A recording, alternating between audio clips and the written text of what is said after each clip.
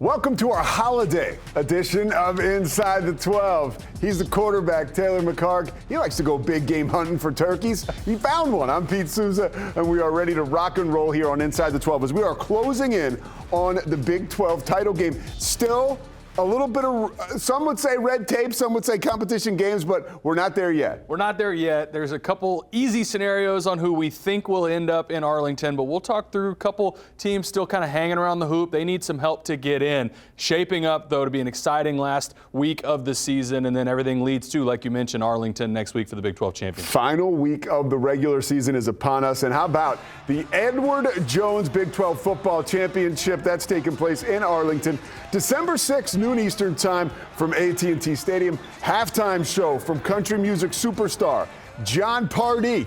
Get your tickets now at SeatGeek.com. Cannot wait for that event. It should be electric either way, of course, but there are scenarios, folks, that could have things ending up a little differently. Texas Tech and BYU, you are in if you win or ASU loses. Well, and then everybody behind them, speaking specifically about Utah and Arizona State, the first piece, they've got to win. For Utah beat Kansas, they need Texas Tech to lose, and then also wins by Arizona State and BYU. That would get Utah in. For Arizona State, starts with beating Arizona in that rivalry game. Then they need losses by 2 out of the 3 between BYU, Utah, and Texas Tech. Any combination of those two lose, and Arizona State would be in. So still 4 that are alive. Yeah, and a lot of those teams, right, have a lot to play for either way, but eyes right now on the possibility of the Big 12 championship game. Texas Tech and West Virginia. Let's preview that one for you. Going to be a huge game. That's Saturday, noon Eastern time on ESPN. Your expectations for Texas Tech in this game? I think the way Texas Tech a couple weeks ago rallied after the win against BYU, Joey McGuire talked about, you had all the hoopla there with game day. Was there going to be a letdown spot the next week? And there was not. They dominated the following week, and I think you're going to see a mature team again in Texas Tech go on the road to Morgantown. West Virginia, we've seen them in a couple different spots this year play spoiler. They did it against Pitt early in the year. They did it against Houston. But I think Texas Tech's physicality will win out. They have turned over basically every offense in the country led by their All-American, what we think will be All-American linebacker in Jacob Rodriguez. So I think Texas Tech, expect them to go on the road. They've been mature all season. I think they'll come away with a win in Morgantown. If West Virginia can do anything, if there's one main thing they need to do to shake up the college football world, really, and beat Texas Tech, what's the number one thing they need to do? Get Baron Morton out of the game. That's the only thing that stopped Texas Tech all season. The one time they lost was when Baron Morton didn't play, and anytime he has played, they've won by 20 or more. So if you can get consistent hits on Baron Morton and somehow get him out of the game, I think that's the only shot, in my opinion, really most realistic for West Virginia to have a chance in this game. All right, let's take a look at West Virginia and a report card for Rich Rodriguez, his first year back in Morgantown. Now here they are, Taylor. I think they've exceeded some of the expectations we maybe set for them in the middle of the year. Especially when you consider the injury to Markiel early in the year. He shuts it down. Scotty Fox comes in, and the play that you've seen from the quarterback position, this is year one. And there were some disappointing losses on the schedule, but there were also some bright spots. We already talked about the win over Pitt in a rivalry game, the win against a ranked Houston on the road. I think you're seeing the building blocks and sort of the foundation for Rich Rodriguez and for Mountaineer fans to be excited about the future. He is the guy that can really bring that program back to prominence. And when you look at his local ties, dad was a coal miner, grandfather was a coal miner, brother's a coal miner. He's the right dude for that job because he is ice cold. And I think we will see success coming soon for West Virginia. We've seen a lot of success for BYU. Spencer Linton of BYU TV joins the show to break down their dream season and also tell us why they deserve to be in the postseason.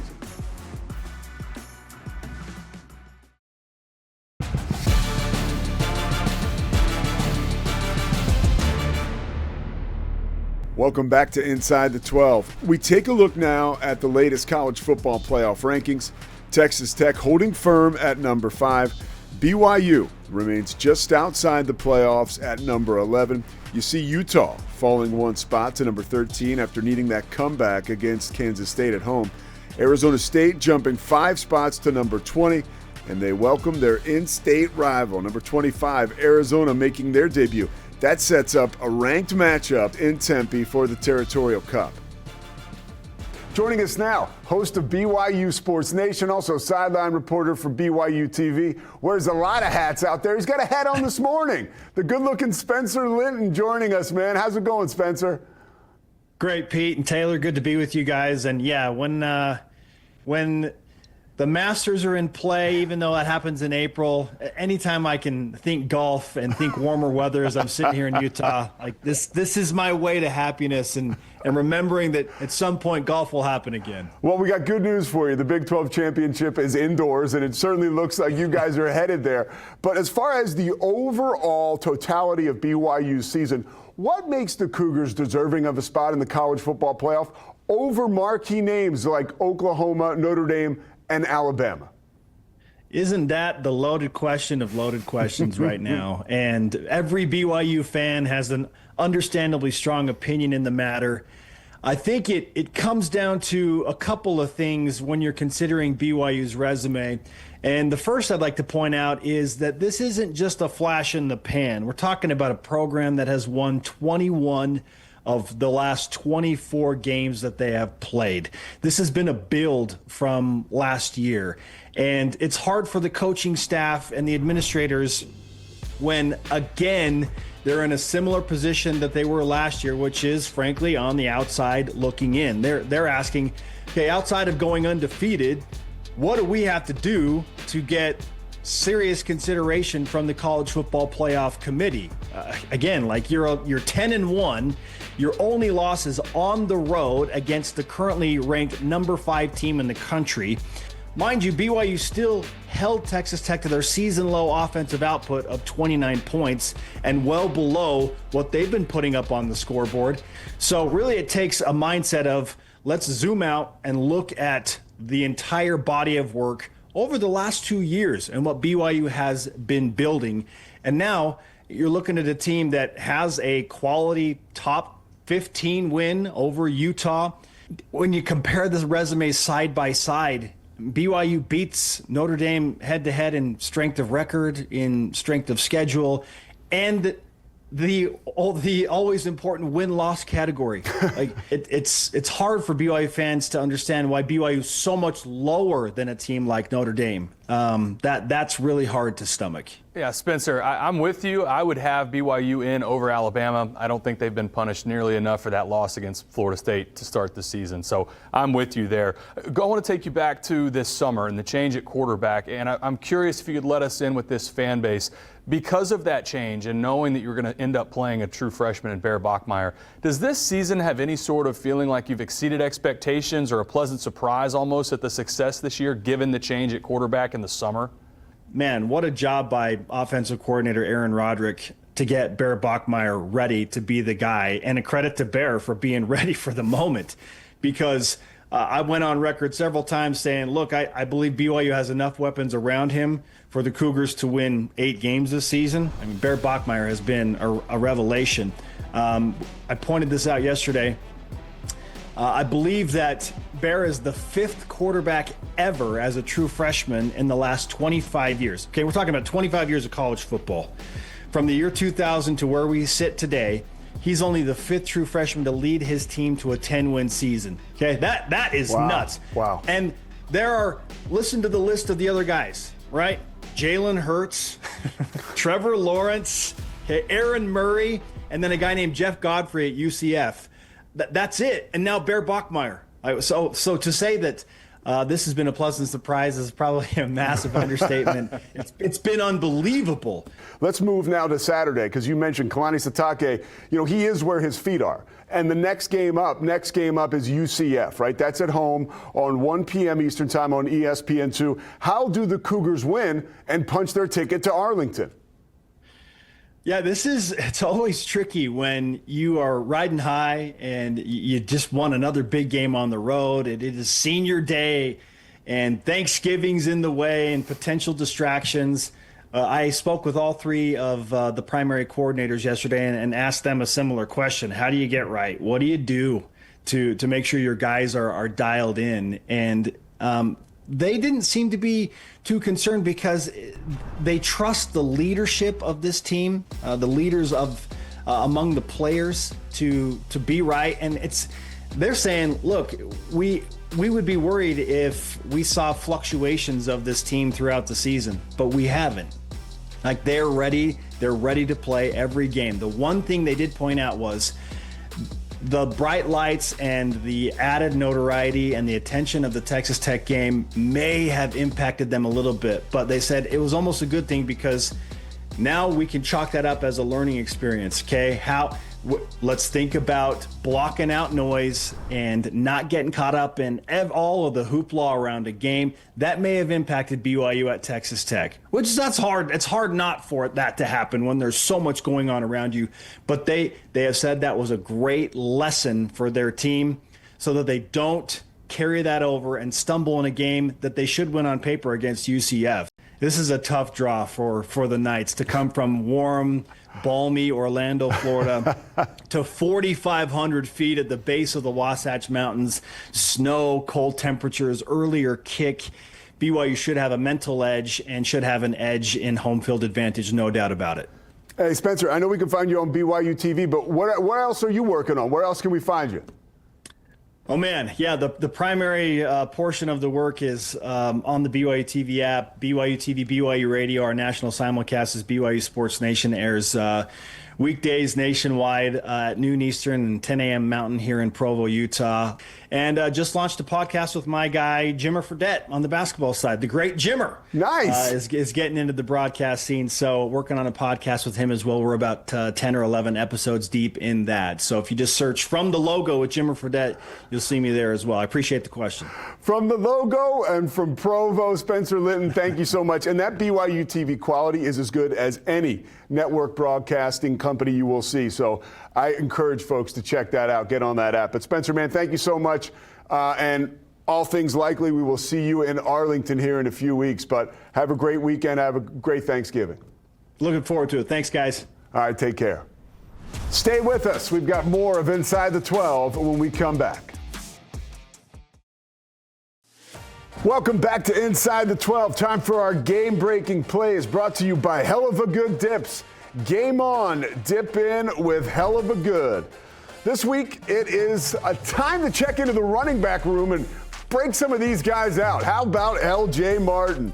Finishes the day with 222 yards. This 33-yard touchdown run was the kill shot delivered to Cincinnati. Night game on the road. Cougars take care of business. Arizona State on the road at CU. And how about Raleek Brown, friend of the show, 255 yards on the ground. That gets him over 1,000 for the season. And it helps when you bust off an 88-yard touchdown run that you see here. That'll help the total and help your quarterback, Jeff Sims. Another huge day for Raleek Brown. Second quarter, Kansas State up 24-21. Joe Jackson looking sharp, stepping out, bouncing outside for an 80-yard touchdown. His 293 rushing yards on the day would be a school record, but Utah would come back late to win 51-47. We bring you back inside the studio now. And how about that thrilling victory by Utah, authored by none other than Devin Dampier? Utah fans, we're back in the quarterback club with another one of your quarterbacks. Last week it was Bird Ficklin. This week it's back to Devin Dampier. And for Utah to figure out a way to get a win in a game where you gave up 47 points at home, extremely impressive. And it starts and ends with your quarterback, Devin Dampier. He did it a number of different ways. We're going to take a look at it right now, a few different clips. A number of these are through the air, but also using his legs as well. The connection that he had with Simmons, that showed up multiple times. This was a great job working through his progression, buying time, and then a good accurate throw to the right side. He's got a defender. If this ball is on that back left shoulder, this is an interception. Look at where this ball is. You couldn't walk it over there and place it in a better spot and then go right back to Simmons. This was in the red zone for a touchdown over that back shoulder. The placement here on these throws, again, if you throw that over the inside shoulder now, it's an interception. But as he pulls his receiver Simmons away from the DB, great job there with the accuracy from Devin Dampier. This was the backbreaker. Late in the game, they come out of the 2-minute timeout, 4th and 1. How about 59 yards to get this down to the Kansas State 2-yard line? This is that element. Talking about Bird Ficklin running it a week ago. Devin Dampier, when he's healthy, we know what a dynamic athlete he is, and then pushes his way up the middle for a touchdown to cap this off. This ended up being the final score of the game. But you see the combination between his ability to be physical running the football and then also his accuracy on those clips that we showed. one over the middle, one in the red zone. Devin Dampier did a fantastic job, and I'll say it again, that was a trap game at home against Kansas State, and it looked like a couple different times that they were going to lose that game. How about the maturity of that Utah team and their quarterback, Devin Dampier, to overcome that? You give up 47, doesn't matter if you score over 50. What a win for the Utes. And what an atmosphere. I love the camera at Rice Eccles is shaking. You see the hands in front of the camera. That's old school. That is such awesome excitement. And now, Utah turns the page. They have another game. I wouldn't consider it a trap game, but they're on the road to Lawrence, out of the friendly confines and away from that amazing energy at Rice Eccles. This game is a noon game, noon Eastern time, on Friday on ESPN. How does Utah stay right and continue that push for a Big 12 title opportunity? They got to play a little better on defense. It starts there. I think Kansas State had a great game plan going in against Utah, and some of the issues that were created, I don't think they'll have the same problem against Kansas. If they can turn over Daniels with Kansas, and that's been a problem for that Jayhawks offense all season, I think you'll have a little better defensive performance.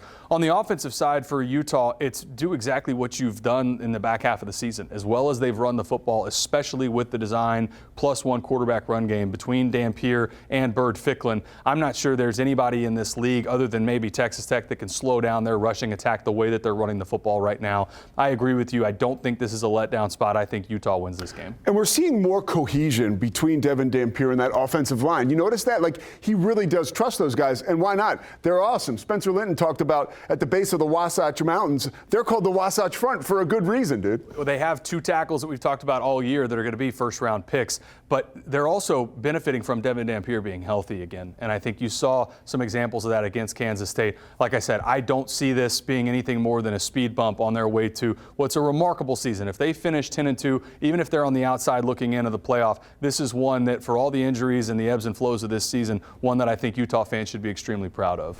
And another team that has to pick up a win this week in a game that is going to be so exciting, right? Arizona and Arizona State. Arizona State can ill afford any slip up. This game, if you looked back at the beginning of the season, I think we would have all expected that Arizona State would be in this similar position, but not Arizona. And how great for this rivalry that both of these teams are sitting here at 9-3, and that there are championship implications potentially in this game. We talked earlier about the scenarios for Arizona State. It starts with them having to figure out a way to get a win here against a team in Arizona that's surging. They've won 4 straight. They played Houston close. That last loss was on the road. I think for Arizona State, Raleek Brown coming off his over 250 yards on the ground. That's the key again. And for Jeff Sims going all the way back to his great game against Iowa State, when this Arizona State team runs the football well, they're extremely difficult to beat. Arizona on the other side, though, they're making plays, and especially with Noah Fafita extending plays. We had him in the quarterback club a couple weeks ago. His ability to create that second play and make plays happen off script, that to me is the key to this game. If Arizona State can't keep contain on Noah Fafita, I think it could be a long day for this secondary in Arizona State. But if they can bottle him up, keep him from making that second play like we talk about in those explosives, I think that's the key, along with running the football, for Arizona State to win this game. And I'm going to poach something you said this week. I heard you on Sirius Radio, where a real tip of the cap to Kenny Dillingham and the culture there. We say it too often. Spencer Linton talked about it earlier, but to bounce back from losing your starting quarterback and whatever's going on there and the rumors around him, and to stay where you are and deliver a knockout blow last week at Colorado. And here we go, right? A huge game Friday night. That's going to be 9 Eastern time on Fox. You do not want to miss it. A lot going on there. We'll step aside and come back with the remaining schedule of Big 12 games. Plenty more to break down, plenty more storylines for these teams. Inside the 12 is brought to you by Hell of a Good Dip. Game on, dip in with Hell of a Good. Final week of the regular season is upon us, and it is time to break down the rest of the games you see on your screen. Week 14, keep in mind, there are no byes. What jumps out at you there, Taylor?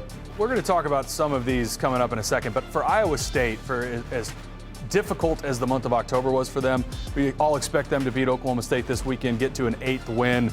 Credit to that program. 8 wins is nothing to slouch at, and for all the issues and injuries that they had in the middle of the season, that's still a season that Iowa State fans should be proud of. Speaking of tough months, Houston travels to Baylor. Been a rough one in Waco recently. That game's going to be noon Eastern time on TNT. Baylor last week separating from their athletic director, Mack Rhoades. That really handcuffs the administration to make any moves for a new athletic director and head head coach. So Dave Aranda will stay as head coach for Baylor.